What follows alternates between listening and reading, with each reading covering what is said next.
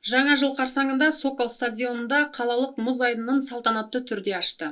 Сокол стадионындағы қалалық мұз айдынын 28 желтоқсанда кешке жаңа жыл қарсаңында салтанатты түрде ашты. Мұз үстінде шайбалы хоккейден мектеп командаларының шеруі өтті.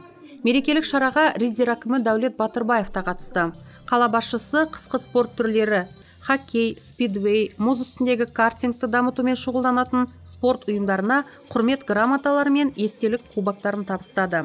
Және барша қалалықтарды келе жатқан жаңа жылмен құттықтады. Я думаю, это войдет в хорошую привычку, как у детей, так... Мен ата-аналар жұмыстан кейін балаларын алып, осы мұз айдынына келіп, ашық аспан астында спортпен шұғылдануды әдетке айналдырады деп сенемін.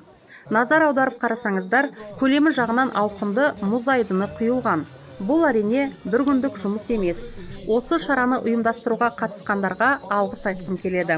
Біздің бұл бастамамыз мұз үстіндегі қысқы спорт түрлерін дамытуға түрткі болар деп ойлаймын. Баршаңызға зор денсаулық, береке, ашық аспан тілеймін. Келе жатқан жаңа жылдарыңызбен тек алға. Риддер алға. Еш күмәнсіз орталық мұз айдыны қалалықтардың тартымды жеріне айналады. Бүкіл қыс кезеңі бойы мұз үстіндегі хоккейден жарыстар мен жаттықтырулар өтетін болады. Сонымен қатар барлық қалағандар коньки теп алады. Риддер жастары мұз айдынының әсерлі көлемін және мінсіз түп түзу мұзын бағалады. Я школьник, и получается, Қысқы каникул басталды, енді жиі келіп тұрамын осы мұз айдынына. Біз бүкіл сыныппен жиналып келдік. Эмоцияларымыз керемет, музыкасы да сергек екен. Мен енді жастар телефонда, компьютерде отыра бермей, осында келіп, сырғанап, спортпен айналысып, өздеріне жаңа әуесқойлық табады деп ойлаймын. Сокол стадионының жылы ғимаратының ішінде жылынып, ыстық шай ішіп, дәмді тіске басардан ауыз тиюге де болады. Сонымен қатар мұнда коньки прокаты ұйымдастырылған. Мұз айдыны күнделікті бейсенбіден басқа күндері жұмыс істейтін болады. Уважаемые жители и гости города Риддер, Құрметті Риддер қаласының тұрғындары, сіздерді қысқы мұз айдынына шақырамыз.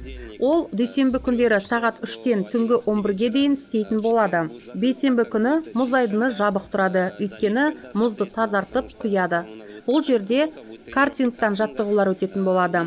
Қалған күндері ашық тұрады, сағат 8-ден түнгі 11-ге дейін.